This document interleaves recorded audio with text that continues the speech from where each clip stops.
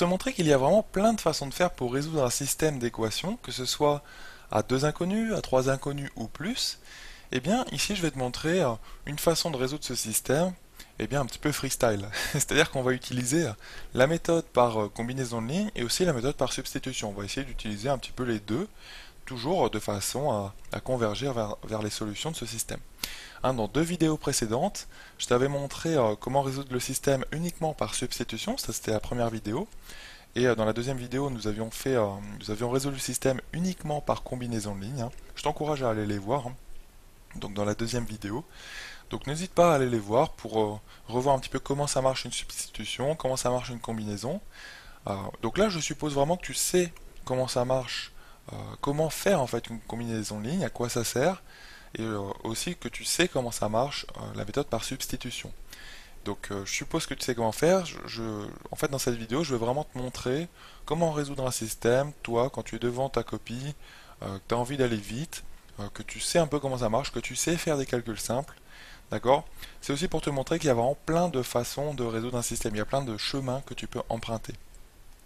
Donc là, ce que je te propose, c'est de regarder un petit peu nos équations. 3x plus 4y moins z égale 23, x moins y plus 2z égale 3, et dernière, c'est 2x plus 3y moins 4z égale 7. Donc là, tu as vu qu'à chaque ligne, on a du x, du y et du z. Donc bon, ça rend pas très très simple notre système, mais bon, c'est faisable quand même, tu vas voir. Là, on a du 3x, du x, du 2x. Bon. Là, on a des coefficients simples, tu vois, sur le z. On a du moins 1, du 2 et du moins 4. Donc ça peut être pas mal.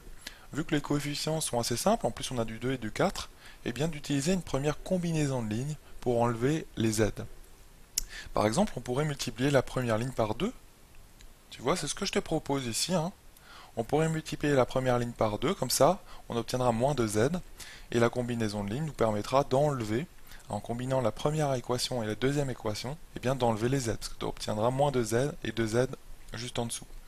Donc là, on multiplie par 2 cette première ligne, on obtient donc 6x plus 8y moins 2z égale, donc combien? Égale 46. Donc 2 fois 23. Donc on réécrit notre deuxième ligne. Donc bien, on aligne bien nos inconnus verticalement. On met bien les x en dessous des x, les y en dessous des y, etc. etc. Donc moins y plus 2z égale 3. Voilà. Donc ça c'est plutôt pas mal. Maintenant on effectue notre petite opération membre à membre. On ajoute, on combine en fait, c'est ça la combinaison. Ça veut dire en fait ajouter membre à membre des lignes, sachant que tu as peut-être modifié l'une des lignes en multipliant ici la première par 2 à gauche et à droite. Donc là, on les ajoute membre à membre, donc on va obtenir 7x. Au niveau des y, on va obtenir plus 7y. Au niveau des z, ils s'annulent. C'était le but de la manœuvre. Égale, tout ceci, et bien égale 46 plus 3, c'est-à-dire 49. Donc là, il y a quelque chose qu'on peut faire, parce que faut toujours y penser. Dès que tu as une ligne, une équation qui peut se simplifier, il ne faut pas hésiter à le faire. Si c'est dans ton intérêt. Parce que là, tu as du 7 et du 7, et à droite, tu as du 49. 49, c'est 7 fois 7. Donc en fait, pourquoi ne pas factoriser ici par 7? Donc, ou alors, peut-être que tu vois tout de suite l'opération qu'on peut faire, on peut peut-être diviser à gauche et à droite le tout par 7. Bon, l'explication de ça, c'est qu'on factorise ici par 7. 7 facteurs de x plus y, hop, égale 49, mais c'est 7 fois 7. Donc en fait, si tu divises à gauche et à droite par 7, hop, et hop, et ben en fait, ça simplifie par 7 tout simplement.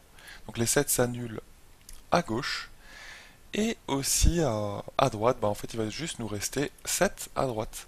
Donc en fait, on obtient x plus y égale 7. Ça c'est plutôt bien comme équation, parce qu'en fait on a une équation à deux inconnus, il n'y a pas de coefficient devant le x et le y, ce qui est vraiment plutôt bien, enfin il y a juste 1 comme coefficient, et donc ça c'est une équation simple. Maintenant, on va essayer de continuer un petit peu notre combinaison de lignes pour enlever le z, mais maintenant en utilisant la troisième ligne, donc en utilisant la ligne 2 et 3 de ce premier système. Donc là on va multiplier juste par exemple notre deuxième ligne par 2. Donc dans quel but? Eh bien dans le but de faire apparaître ici un 4z, comme ça il s'annulera bien avec le moins 4z là. Donc c'est parti. Donc là on encadre cette petite équation qui va sûrement nous servir par la suite. Hop, donc ça fait 2x. moins 2y ici, hein, je multiplie bien cette deuxième équation par 2 partout, plus 4z égale 2 fois 3, donc 6. Et ensuite on réécrit la troisième équation, inchangée, 2x plus 3y moins 4z égale 7. Et maintenant, eh bien c'est parti, on ajoute membre à membre, comme on avait fait un petit peu là, hein. Et donc on va obtenir 4x au niveau des y, donc 3y moins 2y, ça fait tout simplement plus y. Au niveau des z, ils s'en vont, c'était le but de l'opération, égale, eh bien 6 et 7, et bien tout simplement 13, hein. Voilà, et bien là on obtient une nouvelle équation à deux inconnus qui sont x et y. Bon bah c'est plutôt bien parce que tu vois, on se ramène à deux équations avec x et y, donc un système de deux équations à deux inconnus, et ça c'est plus simple à résoudre qu'un système de trois équations à trois inconnus. Donc on va résoudre ce système, et là je te propose une petite substitution. On va pas vraiment employer une combinaison, même si on pourrait. Je te propose de faire par substitution, hein. Tu vois qu'il y a plein de façons de faire, hein. Il y a plein de voies qu'on peut emprunter. Donc la substitution, on va faire juste x égale, avec cette première ligne, enfin cette première équation, x égale, bah, tout simplement 7 moins y, hein, en passant le y à droite, et on remplace, on substitue le x ici dans la deuxième équation, donc ça va nous donner tout simplement, on aurait même pu faire autrement, on aurait pu faire y égale 7 moins x, et remplacer le y par ce qu'il vaut, parce que là il faut faire une multiplication par 4, tu vois. Donc bon, c'est un petit peu plus coûteux en opération, mais c'est pas très grave non plus, hein, on va quand même réussir. Donc 4x, ça fait 4 fois 7, ça fait 28. Et donc 4 fois moins y, donc moins 4y. Donc plus y égale 13. Donc voilà les petites opérations qu'on a faites. Maintenant on n'a plus qu'une équation à une inconnue, ça c'est facile à résoudre. Donc au niveau des y, on en a moins 3. Et le 28 en le passant de l'autre côté, donc ça fait 13 moins 28, et bien ça fait moins 15, non? Ça fait moins 15, hein. Donc en fait, moins 3y égale moins 15. Les moins, on les enlève. Et donc, on obtient tout simplement y égale 5, hein, donc 15 sur 3. Voilà pour le y. On l'a trouvé. On remonte maintenant notre système, hein. Dès qu'on a trouvé une inconnue, tout s'effondre en fait un petit peu, hein. C'est-à-dire que tu peux trouver toutes les inconnues, hein, assez facilement dès que tu en as une. C'est-à-dire que là, il suffit juste de remonter à cette équation-là.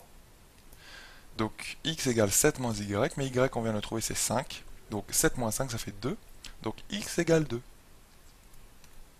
Voilà pour notre deuxième inconnu.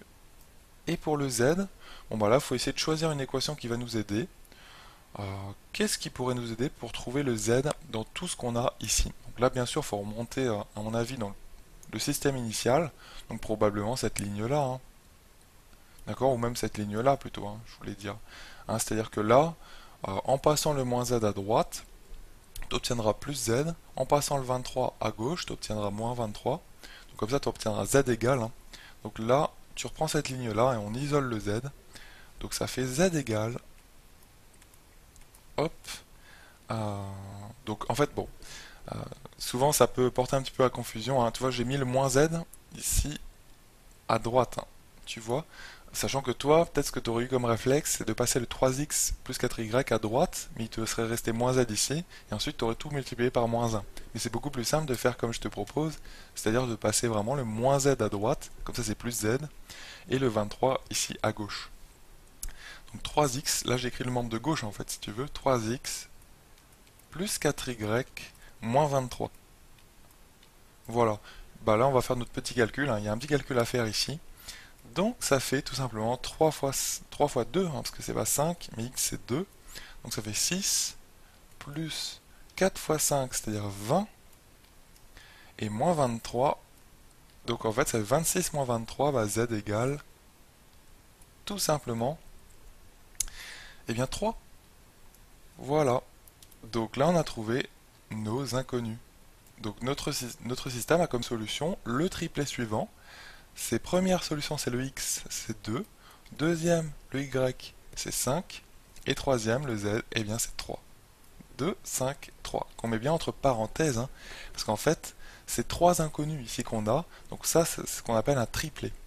D'accord? Et il n'y a qu'une solution à ton système, c'est ce seul triplet-là. Donc voilà comment on a résolu notre système ici, c'est en utilisant un petit peu toutes les méthodes qu'on connaît, par combinaison, par substitution, toujours dans le but en fait de se débarrasser d'une inconnue, donc de passer de 3 inconnus à 2 inconnus ici, hein.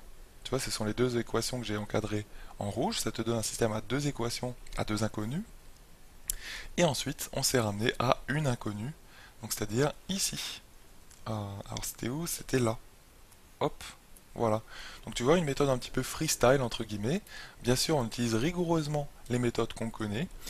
C'est vraiment pour te montrer que devant un système, il y a toujours matière à te débrouiller, hein. Et puis pour trouver les solutions, tu peux vraiment imaginer plusieurs façons de faire. Donc en utilisant combinaison, substitution. Bref, tu essaies d'arranger tes lignes, de simplifier aussi tes lignes dès que tu peux, hein. Tu vois, c'est ce qu'on avait fait ici. On a vraiment simplifié cette équation parce qu'on ne va pas garder, on va pas trimballer un 7 alors qu'on peut simplifier par 7 à gauche et à droite.